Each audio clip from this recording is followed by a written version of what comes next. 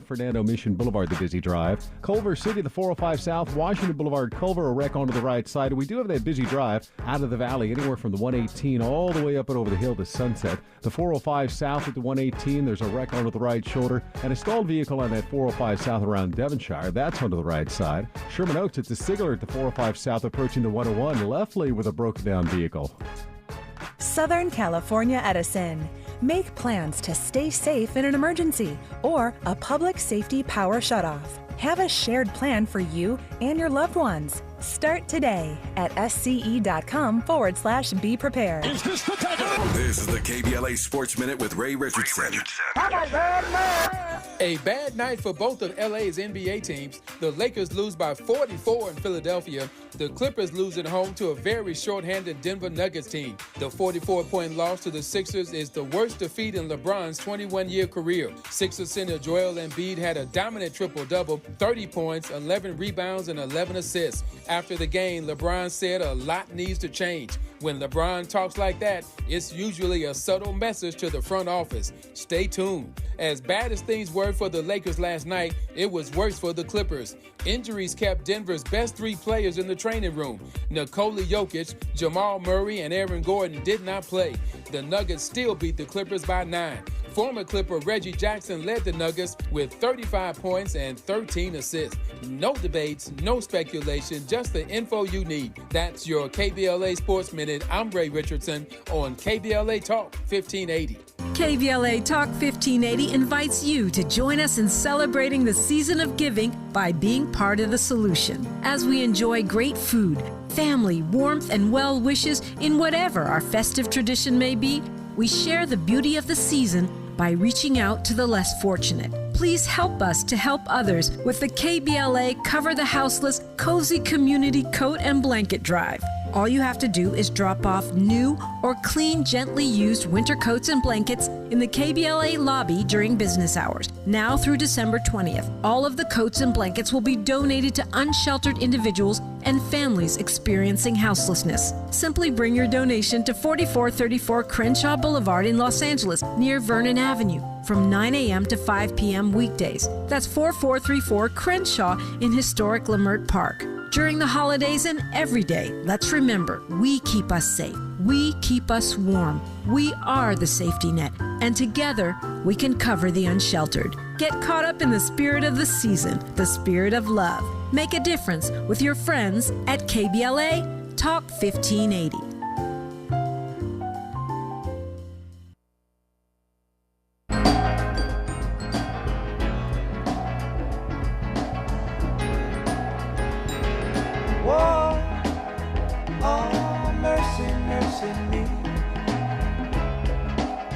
All things ain't what they used to be now.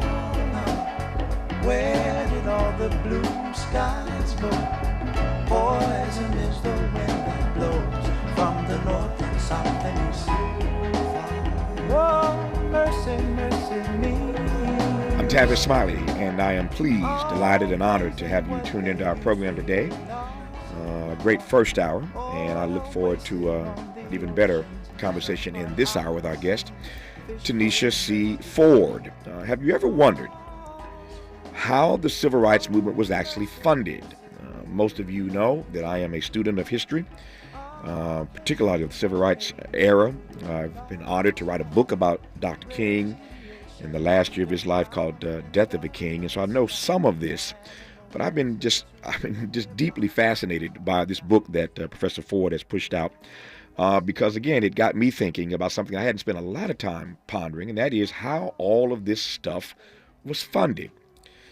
Think about it. Thousands of organizers needed to be paid. Cars and freedom buses needed gas. Volunteers needed to eat. Organizations behind the movement spent close, we are told, to $1 billion over the decades it took to battle Jim Crow and Jane Crow and ultimately pass the Civil Rights Act. In her new book, Tanisha Ford brilliantly illuminates a little-known yet highly significant aspect of the civil rights movement that's been long overlooked, the powerhouse fundraising effort that supported the movement. We're talking about the luncheons, the galas, the cabarets, the traveling exhibitions attended by all kind of folk, middle class and working class black families, the black press, and even titans of industry like the Rockefellers. It is a fascinating, fascinating book about how all of this happened. We as my friend Jesse Jackson says, we are sitting under the shade of trees that we did not plant. Somebody made all this happen, and somebody had to pay for it. I'm fascinated now by her work and delighted to engage in a conversation for the hour with Professor Tanisha C. Ford about how all of this stuff got paid for. Her book is called Our Secret Society, Molly Moon and the Glamour, Money, and Power Behind the Civil Rights Movement. Professor Ford, an honor to have you on this program. How are you today? Thank you for having me, Tavis. I'm doing well. It's an honor to have you, and I again, you hear me just tickled already by the prospect of what we're going to uncover in this hour.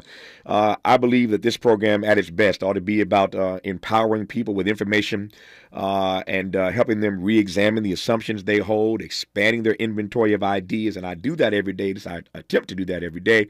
By sharing with them stuff that I've come across, stuff that I've learned that I want them to be exposed to as well. And this is one of those things, how this movement actually got funded. Let me start with this question, and we'll work our way through this hour and into the text. The question itself is a perplexing question. Why and how did you decide to even wrestle with it? It was by accident. I discovered the name Molly Moon in the archives and then realized that this woman was not just a grand dame of Harlem. She was actually a fundraiser. And then that led me down a winding, unexpected path of following the money and asking questions about how this movement was funded in ways that I, like you, a student of history, a scholar of the civil rights movement, had never even thought about. And once I started to recreate Molly Moon's coveted Rolodex, I was able to see how she was connected to everyday members of the Black community, major civil rights leaders, talent, stage and screen, major athletes, and also politicians and major philanthropists of the day. So it was really an exciting history to try to piece together. Yep. So tell me more about what happens initially when you start to follow the money. So, one, I went to the Black press, which is such an important source, to see how is the Black press covering major civil rights movement events. And then from there, I was able to see, who are some of the major players in this conversation. So Molly Moon founded an organization called the National Urban League Guild, which was a major fundraising and volunteer wing of the National Urban League. So then that led me to search in the National Urban League's records, to dig around in their old ledgers and tax documents, their rolls of donors, to see who exactly was giving them money. And then to see what kind of debates might have unfolded in the Black press about where that money was coming from. Tell me, I'm fascinated by this. Tell me more about what you discovered or uncovered about the way the Black press covered the movement. And let me just color this a bit more because, as I mentioned earlier, I've written a book about Dr. King and the last year of his life, and in that last year, King was having a very, very difficult time raising money for the work he was doing, organizing the Poor People's Campaign. Speaking of fundraising, he was out on the road with Aretha and Harry Belafonte and Sammy Davis Jr. and Sidney Poitier and others trying to raise money for this movement, which didn't come easily. And Dr. King at that point in his life, Tanisha, was being so put upon. He had become persona non grata. He'd become toxic because he'd come out against the Vietnam War. And all kinds of people turned against him, including Black people. Young Black people thought he was passé, wanted Black power. He was old to them, although he's dead at 39. He was old to them. They wanted Stokely Carmichael. They wanted Huey P. Newton. They wanted Eldridge Cleaver. They wanted Black power. They weren't trying to hear this nonviolent stuff that this preacher from Atlanta was talking about. And so King was having a very difficult time with young Blacks and more established Blacks, the Black bourgeoisie. They were mad at him because Lyndon Johnson was the best friend that Black folk had had in the White House since Lincoln freed the slaves. And King is now butting heads. MLK is butting heads with LBJ. So King is persona non grata in a lot of ways for coming out against the war in Vietnam. And so he's having difficulty raising money. He's also having difficulty, though, at the Black press. The Black press, believe it or not, turns against Dr. King in the last year and a half or 2 years of his life. When we come forward, I'm fascinated, given that you kind of put this out there, to learn more about what you discovered vis-a-vis the way the black press covered the civil rights movement. We'll get to the money. Trust me, we're going to follow the money the whole hour. But I'm fascinated to get your take on what you discovered about the way the black press covered the civil rights movement, given that we are part of the black press. You're listening to Tanisha Ford on Tavis Smiley. Interrogating and unpacking. That's what we do around here. You're listening to Tavis Smiley.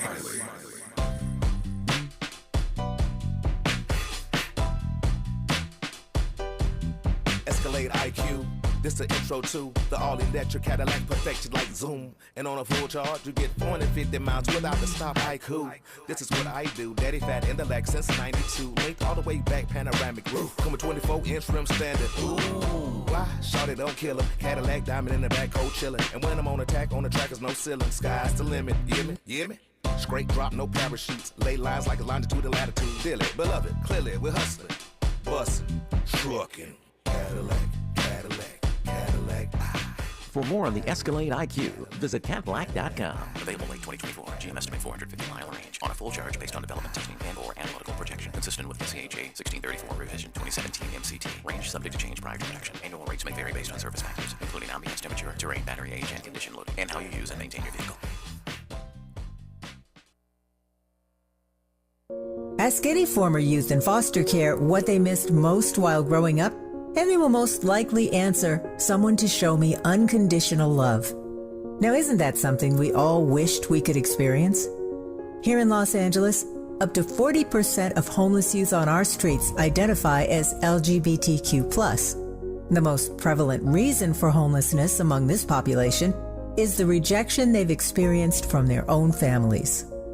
The LA County Department of Children and Family Services and Raise a Child are searching for safe, nurturing, and affirming foster parents within our community willing to stand up and serve all children and youth in foster care, especially LGBTQ youth. Learn the many benefits to becoming a foster parent. Attend a free Raise a Child virtual or in-person informational event to learn more. RSVP now at raiseachild.org. That's raiseachild.org.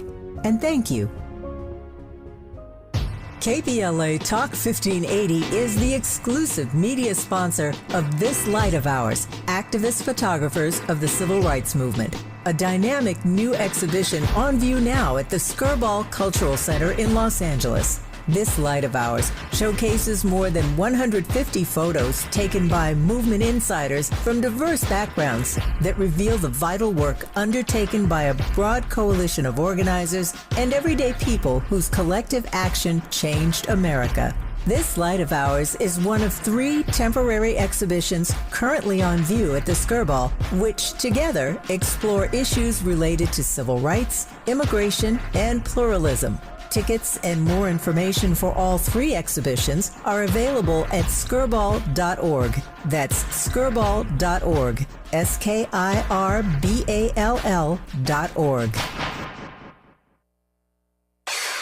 Who do you trust to get at the truth? Tavis Smiley. That's who.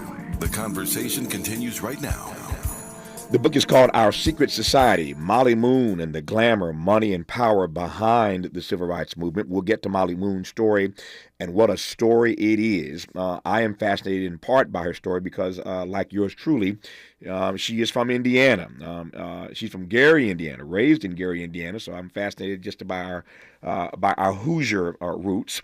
So we'll talk about Molly Moon as we move through this hour, of course.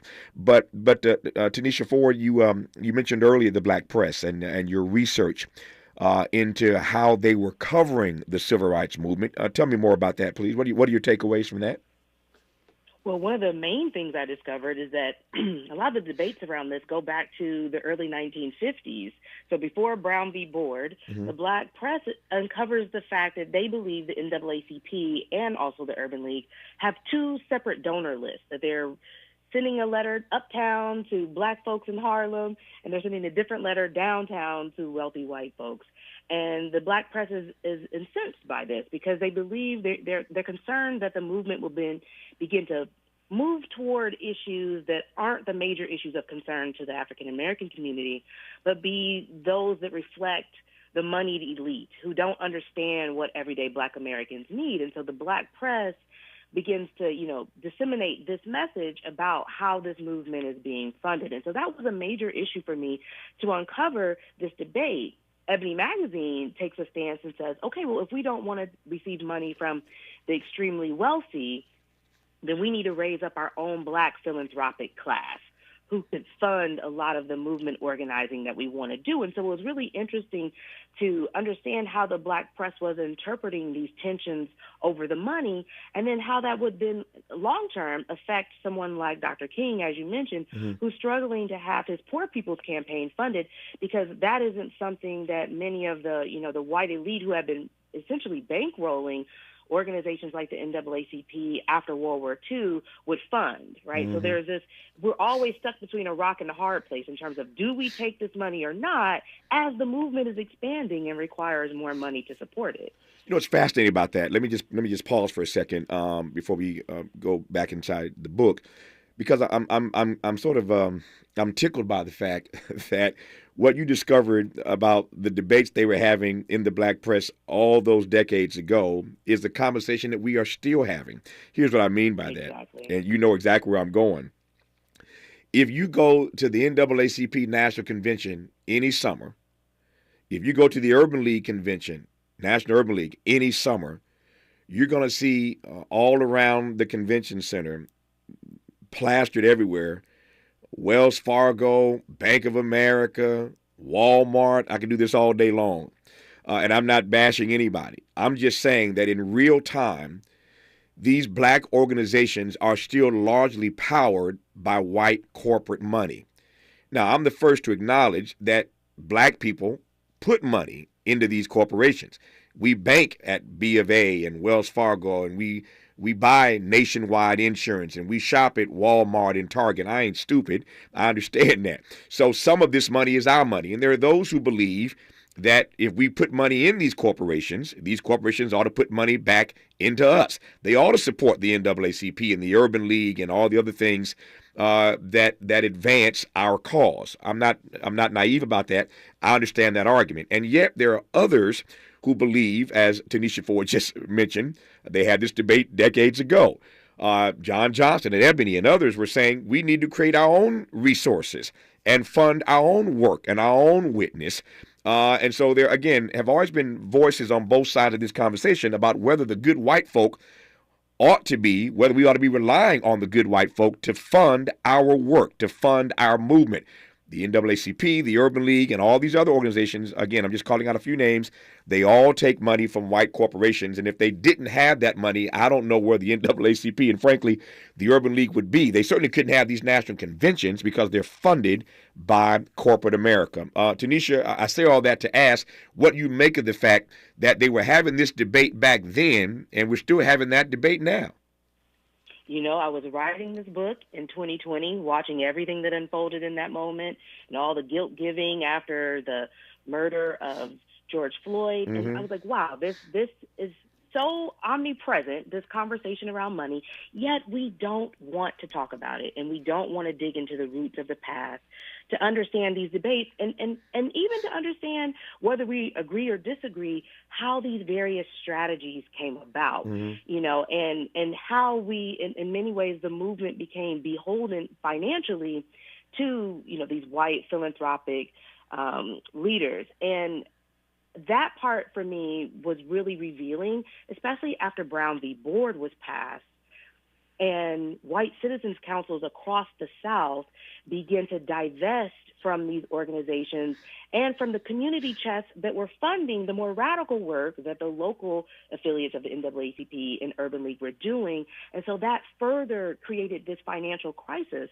where now you have all these affiliates that are in the red, and they're having to turn even more to this corporate and foundation philanthropic support. And the long-term impact that has on the movement is undeniable. And it created a relationship where then these organizations are applying for grants to the Taconic Foundation and the Field Foundation to ask for money. Even the March on Washington received millions of dollars from the Taconic Foundation and the Field Foundation. The major voter registration drives of the early to mid-1960s received a lot of this. And Malcolm X was one of the big, voices pushing back against this dynamic. Today we call it movement capture, right? But Malcolm X was saying back then that, like, these people, if we take this money, then the March on Washington will become a farce on Washington, right? It'll lose all of the teeth that it could have had to be a more radical, demonstration of our fight for civil rights and grassroots organizing. And so it was important for me to revisit his speech, Message to the Grassroots, where he says all this. Malcolm X just very astutely lays out these dynamics in that speech. And for far too often and too long, we've been caught up on the House Negro versus Field Negro element of that speech, but he's really talking about the money there. So it was really me using these sources that have been circulating through our communities for decades to pin down this debate and then to explain it in a way that I think would be highly readable for audiences today to understand the dynamics that we're living through in the current moment. Let me share a story right quick because it ties into what we're talking about. And I want to ask a couple more questions, of course, and we're going to get to Molly Moon. Trust me, we got an hour here. We're going to get to Molly Moon because her story is quite fascinating. But let me address something that I've never really addressed publicly, but I'm going to do it now because you put me in this frame. So blame Tanisha Ford for Tavis about to express what he's about to express. So some of you may recall many years ago, I was working with Wells Fargo. Wells Fargo had a literacy campaign they wanted to undertake, and they came to me and asked me if I would work with them on this literacy campaign. We had a number of conversations. I flew to Iowa to meet with some Wells Fargo people, had some meetings here in Los Angeles where I sit right now, and I agreed to work with Wells Fargo for the purpose of empowering black people particularly and particularly about financial literacy. Long story short, turns out that I was being exploited by Wells Fargo. As we were touring the country and I was packing out literally ballrooms and all kinds of places with black folk by the thousands who were coming to see me and to hear me and to get this good information about financial literacy. Turns out that Wells Fargo was taking all of these contacts and putting ultimately black people in bad home loans. You'll recall this story. Wells Fargo put a whole lot. They paid, and Maxine Waters, of course, as chair of the House Banking Committee, on that committee, went after them. But Wells Fargo had to pay billions of dollars, and they still can't keep themselves out of trouble. But Wells Fargo paid billions of dollars because they didn't cop to this. I'm just telling you what happened. They didn't actually cop to, you agree to pay a fine, but you don't cop to the guilt. But they were putting black folk into bad home loans. There were secretaries of state, attorney generals all across this country who came together in a class action suit, these attorney generals, these AGs, against Wells Fargo for putting black folk in bad home loans. It got so bad for me personally that I was named in this lawsuit. My name is all up in the documentation. They used Tavis Smiley to put all these black folk into bad home loans. I was just catching hell everywhere.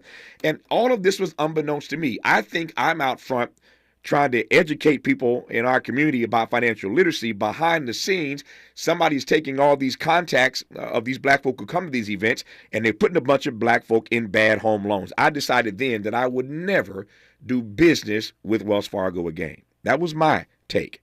I was so upset with Wells Fargo when I found out what had actually happened, and I'm named in this lawsuit that's making national and international news.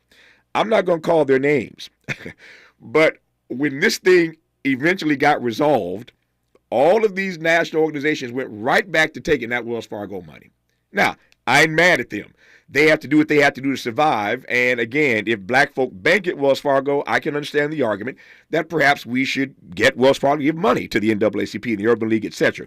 But I'm just telling you, Tavis, as for me in my house, as the Bible says, I just had a bad taste left in my mouth by what Wells Fargo had done to black people, and that I was unknowingly involved in this scam, as it were. Why do I share that story?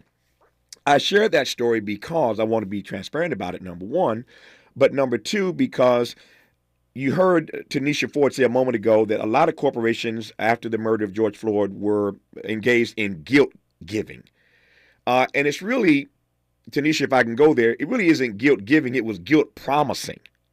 Because a whole lot of these corporations made promises of what they were going to do, and they really didn't do that. I've been waiting, I'm still waiting for somebody to write the definitive story.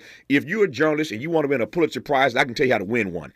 Somebody needs to write the definitive story about all of these corporations who promised to do X, Y, and Z after the murder of George Floyd and what they did not do. Put all these corporations on Front Street who said they were going to do X, Y, and D and just lied to black folk because they haven't done it. I can tell you that because I own and run a black media operation, and I'm telling you that these people did not step up and do what they were going to do. I say all that to ask Tanisha Ford whether or not we should be okay with the guilt giving because we earned it, because we deserve it, because they put us in bad loans, et cetera, or do you have a critique of the guilt giving and our taking that money? I have a critique of it. In the book, I call it racial equality capitalism. Okay. Where these corporations attach themselves to our movements, on the face saying that they care about racial equality or ending anti-black violence and police brutality. But as you say, there's always an ulterior motive for doing so, right? And that motive is deeply entrenched in continuing the capitalist machine. And so what I do in the book is I critique these corporations. I can critique the major foundations that are also a part of this. But I also try to understand, as you've mentioned, like why some African-American leaders would see this as a strategy. And what I say is that funding crisis is also a direct result of racial capitalism in this country, right? Like where we have been so disenfranchised, economically disadvantaged since the period of enslavement. And what that has meant is that everything that we have done has been underfunded. So we're constantly in these funding crises, whether it be with our HBCUs, whether it be with our community-based programs. You know, as soon as the government or, you know, you name it, organization, foundation, or nonprofit decides that they want to steer their initiatives or efforts away from the causes that they had been supporting in our community, well, now we're left with a funding crisis, right? And so in the book, I take the leaders to task, African-American leaders, but I also try to extend some grace to understand the extent of the funding crisis, right? That it really is a crisis. And in the case that I mentioned earlier about the white citizens councils, I mean, these are bank presidents. These are, you know, heads of corporations. These are people who run insurance companies, leaders of public funded institutions across the South who are part of these citizens councils who are instrumentalizing large-scale economic reprisals for people who are connected to the civil rights movement, who are giving money to the civil rights movement. And so you have that economic stranglehold. And then that's followed up by the anti-black vigilante violence of the Klan, right? So black organizations are really struggling against these two lockstep forces of white supremacy that are underfunding our movements, that are killing our leaders, that are falsely imprisoning college students who are involved in the movement. And so when you follow the money, that kind of suppressed history starts to come to light. And we can see this messy, deeply entangled picture of money and justice. It is messy and it is deeply entangled, as Tanisha Ford puts it, and I'm with her in this regard. I offer my critique of these national organizations that still take all this corporate money, but I'm with her. I believe you got to save some space for grace. I was just saying that to a friend of mine yesterday. You have to always save space for grace. And so I want these organizations to be funded because of the work that they are doing. I would love to see more of us support our own institutions in the work and witness that they are engaged in.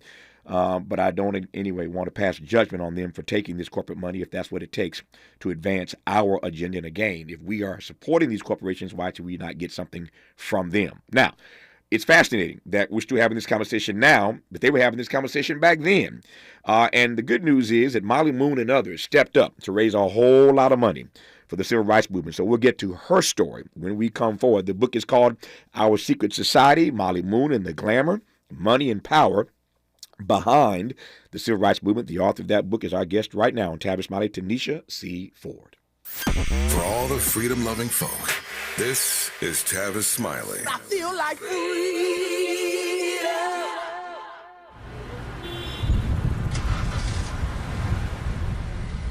What's up, party people? It's your favorite MC's favorite rapper, MC Light here. And we're celebrating 50 years of hip-hop, authentically powered by Cadillac. And we're going to take it way back to where it started. It was only fitting that hip-hop began with teenagers at a back-to-school jam in the rec room of a South Bronx apartment complex by an 18-year-old brother.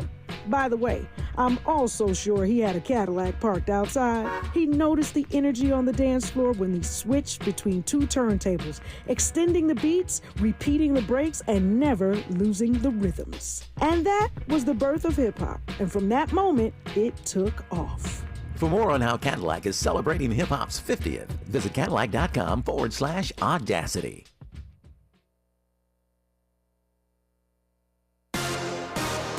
We'd like to thank you for sharing a part of your Tuesday with us here on the Black Information Network. I'm Mike Moore. Now here's the latest. President Biden and First Lady Jill Biden are set to attend a tribute service today in Georgia for late former First Lady Rosalind Carter.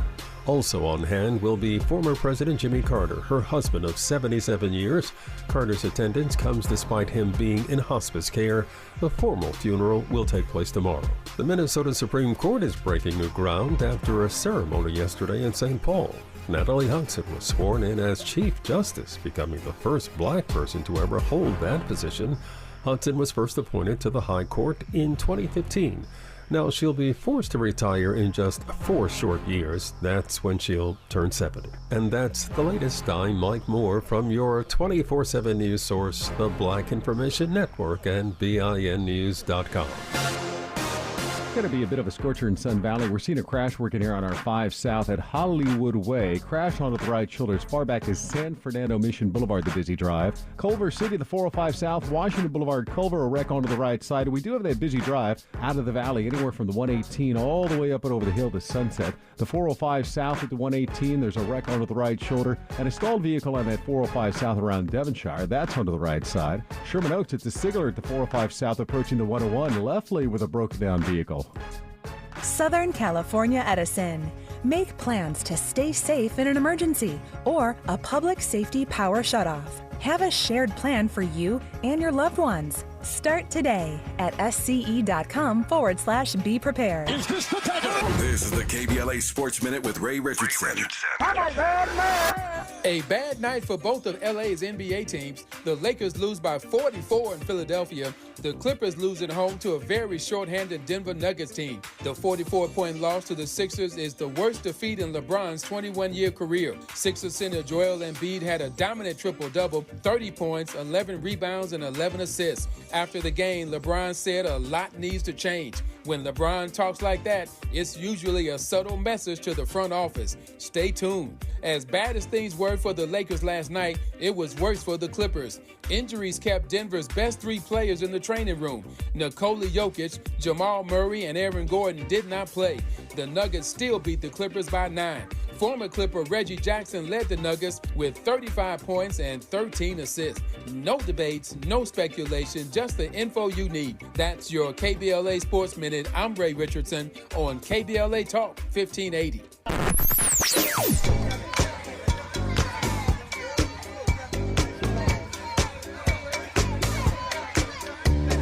This is KBLA Talk 1580. Talk radio. That's music to your ears. We're unapologetically progressive. KBLA Talk 1580. Looking for a better way to get around LA? SoCal 511 gives you real-time traffic alerts to help you find faster ways to get around LA County. It's totally free and helps motorists easily find fast track and roadside assistance services. Visit go511.com or dial 511 on your phone. No young person should ever have to worry about having a safe place to sleep at night, or whether anyone cares about them. But the reality is, 1 in 10 young adults will experience a form of homelessness this year. For over 50 years, Covenant House has been helping youth in crisis and giving them the support and tools they need to succeed in life. To learn more, Go to covenanthouse.org today. Thank you for caring. The possibility of lung cancer can be pretty scary, especially if you're one of approximately 8 million current or former smokers at high risk. That's why SaveByTheScan.org wants you to know that now there's a breakthrough low-dose CT scan that can detect lung cancer early, and it only takes 60 seconds. You stop smoking, now start screening. For an easy quiz to see if you're eligible, visit SaveByTheScan.org. It could save your life. SaveByTheScan.org is brought to you by the American Lung Association's Lung Force Initiative and the Ad Council. At Susan G. Komen, we believe that ending breast cancer needs all of us working together. Because if you've just been diagnosed and don't know where to turn, we've got you. If you can't afford the treatment you need, we've got you. And if you are driven to honor the loved one you've just lost, we have a place for you here. Because of you, we're supporting those who need help today while tirelessly searching for tomorrow's cures. Visit Komen.org and be a part of our Susan G. Komen community today. Hey there, Los Angeles. This is James Lucky Jr., publisher and editor of Los Angeles News Observer. Are you hungry for news that matters to you in the African-American communities of Los Angeles? Well, buckle up, because we got the scoop you've been craving. Stay in the know and never miss a beat with our free weekly publications conveniently available near you. Or hop on the digital wave and become an exclusive subscriber at OGNSC.com. Don't forget to join the party on Instagram and Twitter at OGNSCINC for behind-the-scenes access and sizzling updates. No more FOMO. Let's stay informed, connected, and empowered together.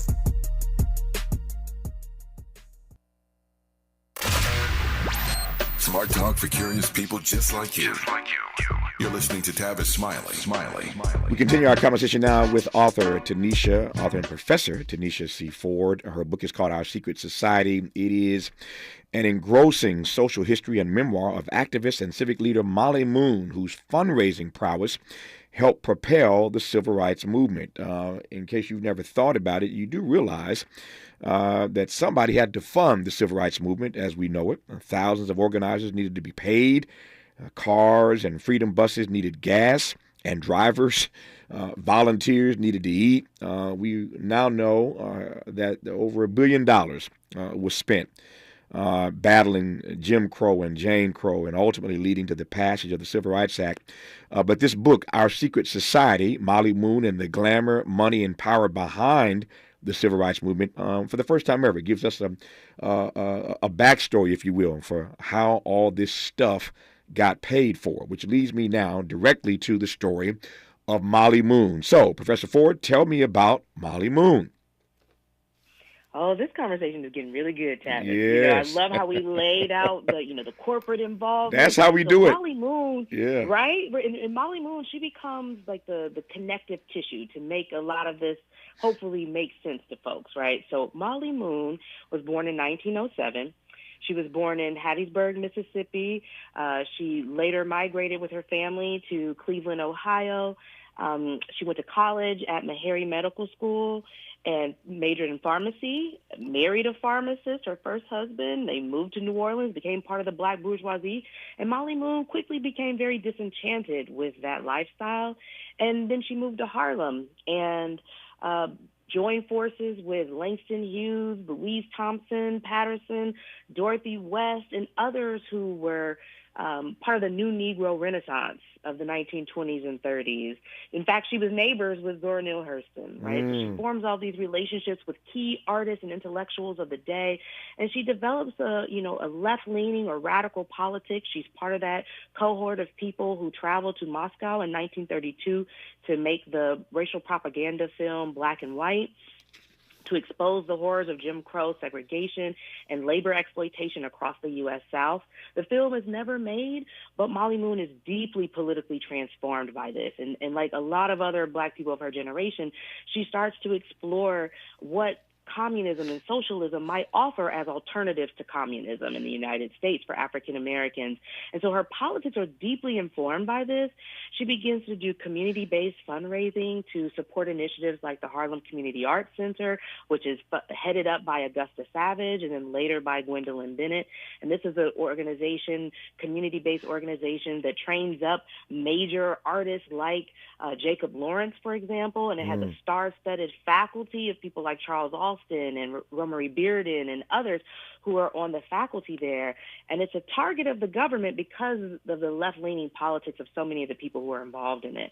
And it's through her work with that Harlem Community Arts Center that she forms a close relationship with Lester Granger, who becomes the head of the National Urban League. And like Molly Moon, who's transitioned away from pharmacy and into social work, Lester Granger is also a social worker. And so they're looking for solutions to widespread Black poverty in our communities. So he then taps Molly Moon to helm what becomes the National Urban League Guild, this major fundraiser. Now, as you know, as you said, you are a Hoosier. I'm a Hoosier. We both are alums of Indiana University. So I, too, was pleased to see that Molly Moon had connections to Gary, Indiana.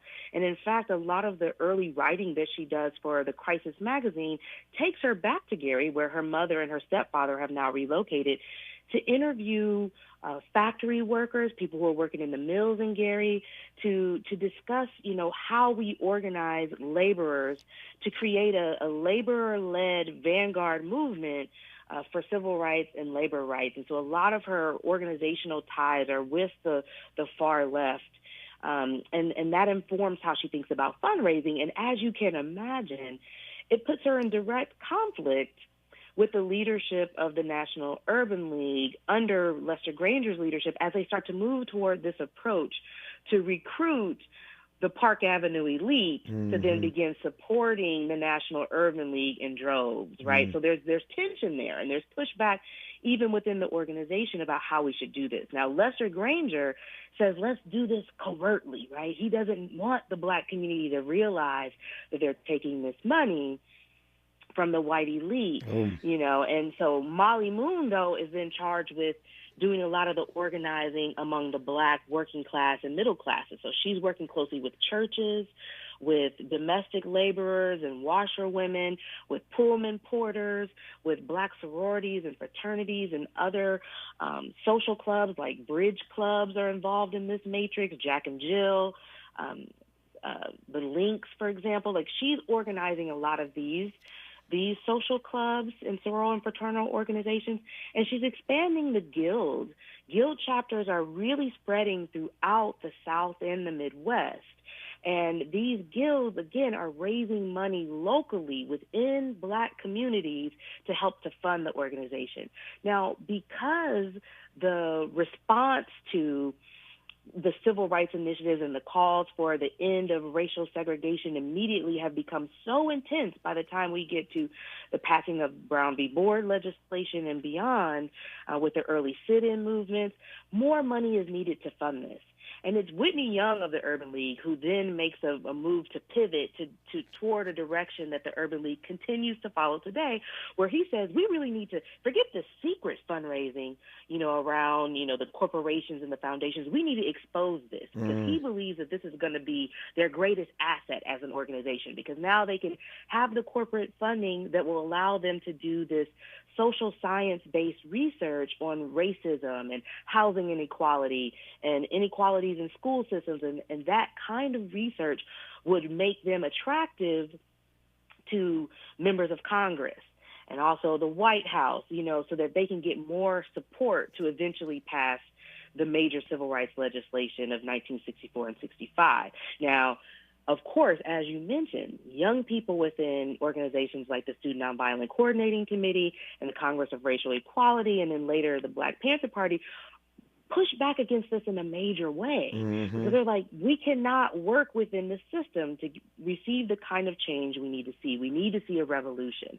And so the book really tackles all of these dynamics while also really dealing with the joy aspect that Molly Moon is trying to create through her annual fundraisers like the Beaux-Arts Costume Ball, which brought people like Josephine Baker and James Baldwin and Muhammad Ali and Joe Louis and Jackie Robinson. All these people. So that's like the original Met Gala, right? Exactly, right? Yeah. So you have all these Black folks who are coming to party and celebrate, and for, frontline movement workers, they're coming and they're seeing this as a furlough, if you will, a time off, a time to reclaim a piece of Black joy and leisure. So in the book, I'm trying to map all of that joy practice with this very fractious political debate about the direction of the movement. And, and then speaking of the media, the way the wider mainstream media then covers this, where they're really pitting Martin Luther King and Roy Wilkins and Whitney Young against one another, but also against these younger radicals. And in that mix, it's women like Molly Moon, the black women who've been charged with carrying out a lot of these initiatives.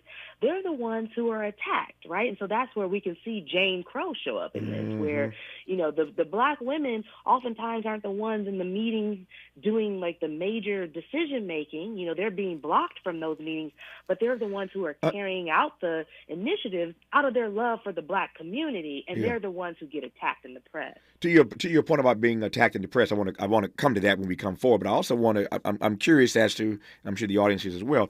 Curious as to how Molly Moon processed, for lack of a better word, this black male leadership. We know how patriarchal it was then. I want to hear that part of the story as well. We're talking with Tanisha Ford about her book, Our Secret Society, right now on Tavis Smiley. From Leimert Park with love, this is Tavis Smiley. What is dedication? My biggest fear in the middle of my addiction was that my kids wouldn't have a father. And I started thinking, you know what? This isn't my story. I definitely had to become a better man to be a better father. It's important to me that my kids are empowered and truly believe that if they can think it, they can do it. That's dedication. Visit fatherhood.gov to hear more. Brought to you by the U.S. Department of Health and Human Services and the Ad Council. Joey from Vermont, a farmer trying to get through the winter. Adriana from South Carolina, a single mother living paycheck to paycheck. Liam from Ohio, an injured father struggling to provide for his family. Hi, I'm Shanola Hampton, and I support the Feeding America network of food banks because they help provide over 6 billion meals to people in need each year. Learn more at feedingamerica.org. Environmental justice, pollution, and climate. In Los Angeles and across America, people of color are suffering and dying from disproportionate health impacts on a planet that has less than 10 years to prevent irreversible damage. Heat illnesses, respiratory illnesses, water-related illnesses, food system impacts, insect-related diseases, black maternal health, and mental health effects. As the impacts of climate change mount, millions of vulnerable people, our people, are going to bear the brunt of these extreme environmental events, which will likely lead to forced displacement, loss of cultural identity, and other related risks. These realities are as real as rain. Stay tuned to KBLA Talk 1580 for more details about the most progressive multimedia and live events campaign any black media outlet has ever undertaken to combat the climate catastrophe. Experts, events, empowerment. It's all on the way from unapologetically progressive KBLA Talk 1580. We don't black down. We level up. Level up, level up, level up, level up, level up, level up, level up, level up, level up, level up, level up, level up.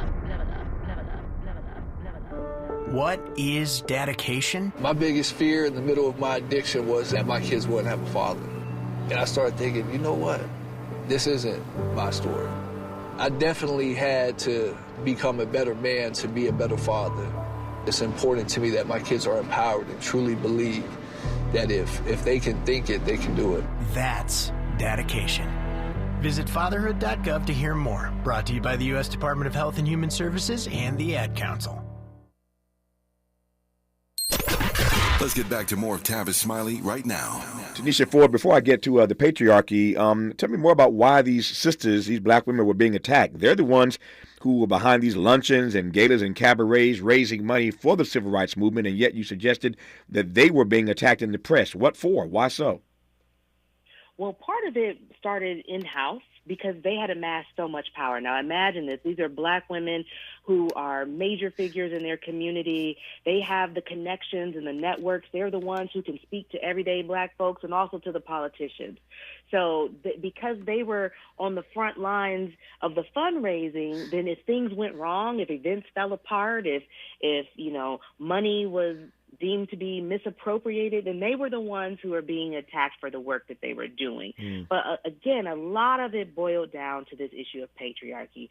And in Molly Moon's case in particular, I mean, we could see the extent to which she had become a major figure. I mean, in my archive that I amassed while writing this book, I found hundreds of newspaper clippings across the Black press and even in the mainstream press, people writing about Molly Moon and her society life, her social works, and also her fundraising.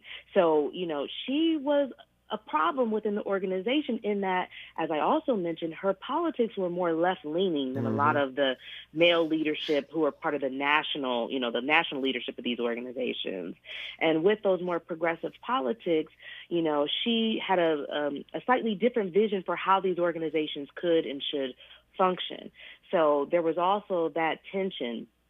And then, of course, too, another part of this dynamic was, you know, as a Black woman, if you are getting people like Winthrop Rockefeller to donate millions of dollars to your cause, people assumed that the only way she could get him to do that was if she were sleeping with him. And so then there became rumors of an affair with Winthrop Rockefeller. Even though Molly Moon and both Winthrop Rockefeller and Molly Moon were married, Molly Moon was married to Henry Lee Moon. He was her third husband. He was the head of publicity for the NAACP. And so they're this, you know, power couple with her working closely with the Urban League and he working closely with the NAACP. Right. And so these attacks against her sexuality, against her character, her morals, really played out in the press and within a book that was written by Chester Himes, who was Henry's first cousin, right? So when readers read the book, you can see all of the controversy around that and how it really comes to a head when Molly Moon sues a white woman who's a major leader within the National Urban League.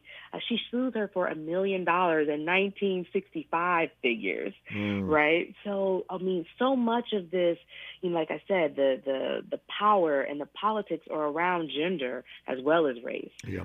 When we come forward in our remaining moments, I'm curious as to how she dealt with being inside of that patriarchy, with this notion that Black women then should be seen but not heard. You're listening to Tavis Smiley. Unapologetically progressive, unapologetically black. You're tapped into Tavis Smiley. If you're like me, 60 and retired, making ends meet, especially here at the supermarket and drugstore, is tough. I'm so blessed to have found benefitscheckup.org. It's a free and confidential website from the National Council on Aging that connected me to $1,200 a year in programs that help pay for food, medicine, utilities, and more. Maybe it can help you. benefitscheckup.org. My daughter was diagnosed with a rare malignant rhabdoid tumor on the spine. They sent her straight to St. Jude. My hope was gone. But when you get there, everyone's like, hey, we're not going to give up. And when you see other people not giving up on your child, that makes all the difference in the world. When I found out I didn't have to pay, I was just grateful. They saved my baby's life. Finding cures, saving children. Learn more at stjude.org. KBLA Talk 1580. We've got a lot to talk about. KBLA Talk 1580 reminding you that we keep us safe. Pro Football Hall of Famer and urban peace pioneer Jim Brown believed in just that. So he founded the Amera I Can Foundation for Social Change in 1988, focusing on at-risk and high-risk youth in underserved schools and juvenile detention facilities, as well as adult incarceration and reentry initiatives. The core of the Amera I Can program is its 15-chapter life skills curriculum. Mastery of these skills allows individuals to meet their academic potential, conform their behavior to acceptable societal standards, and improve the quality of their lives by equipping them with what they need to confidently and successfully contribute to society. Today, the foundation is led by its president, Monique Brown, who has been actively involved in the organization for more than 25 years. The Amera I Can Foundation continues its work in memory of its founder, actor, philanthropist, and NFL legend Jim Brown. To get involved or make a donation, please visit AmeriICanCommunity.partners. That's AmeriICanCommunity.partners. This is a community call to action from KBLA Talk 1580.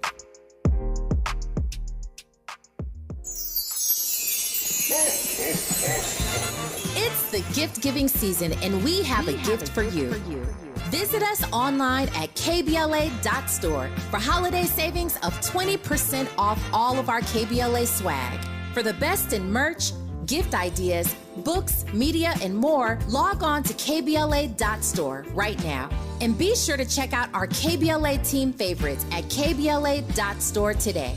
That's KBLA.store for all our official merch on your favorite talk radio station, KBLA Talk 1580, at 20% off, but only during the holiday season.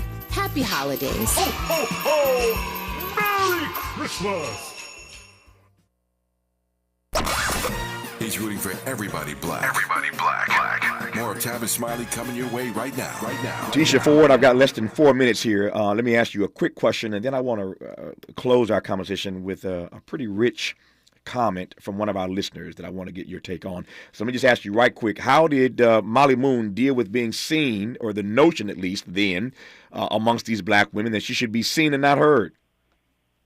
Well, what the beautiful part of the story is that she then pivots her work to then start supporting Black women's organizations. Right? So if the Urban League is going to marginalize her, if Whitney Young doesn't want her to be at the center of his new vision, she's going to work with the Black women, and it is that move that to me is what solidifies her, within Black women's circles, and it's Black women who reclaim her and who forced the Urban League, and also all the way up to the president. The first President Bush, honors Molly Moon for her volunteer work because of Black women forcing the men to realize the work that she's done for the Urban League across the decades. That's just like a black woman. I'll just take my resources over here and help these sisters out. I ain't helping y'all Negroes. All right. Exactly. Let me read this comment right quick. Brother Tavis, on the heels of a so-called Black Friday, this conversation about what we, black citizens of the United States, do and don't do with our money vis-a-vis collective economic empowerment and the funding of our institutions and movements dedicated to our advancement is timely and vital. Implicit in this discussion is this question, which we avoid, evade, and elude, concerning what our inability or unwillingness to be economically resolute and united today in funding the present-day infrastructure of black freedom struggle actually says about how, or indeed if, we consciously and conscientiously exist as an entity capable of marshaling our resources in the very same way as we have done in the past over successive generations. Your response. Well, thank you for that amazing comment and the implicit question. It is totally there. I mean, we can definitely see that once African Americans, we have other educational opportunities and professional opportunities, we did start to take our dollars in terms of what we give and what we support and start to support a wide array of things that weren't really the core nucleus of support for our own organizations and community-based groups.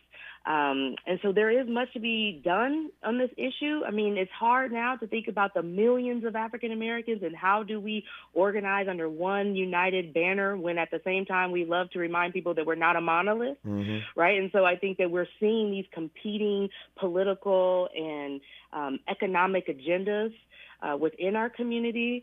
And there are no easy solutions. I wish I had an easy solution, but I also figure that if I did, then we wouldn't be in this situation that we're in today, But the point of it is that we have to have a number of people who are invested in the conversation.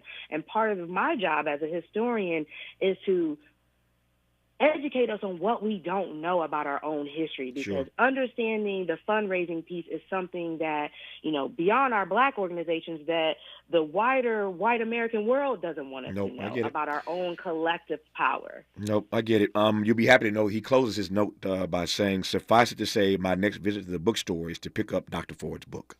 So, oh, I love that. I thought you'd appreciate hearing that. Her book that he's on his way to pick up is called Our Secret Society, Molly Moon and the Glamour, Money, and Power Behind the Civil Rights Movement. I've enjoyed this conversation immensely. Professor Ford, thank you for your work in this regard, and thank you for this wonderful conversation.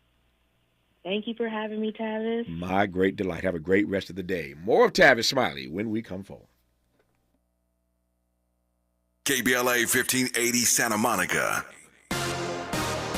We'd like to thank you for sharing a part of your Tuesday with us here on the Black Information Network. I'm Mike Moore. Now here's the latest. President Biden and First Lady Jill Biden are set to attend a tribute service today in Georgia for late former First Lady Rosalind Carter. Also on hand will be former President Jimmy Carter, her husband of 77 years. Carter's attendance comes despite him being in hospice care. The formal funeral will take place in just 4 short years. That's when she'll turn 70. And that's the latest. I'm Mike Moore from your 24/7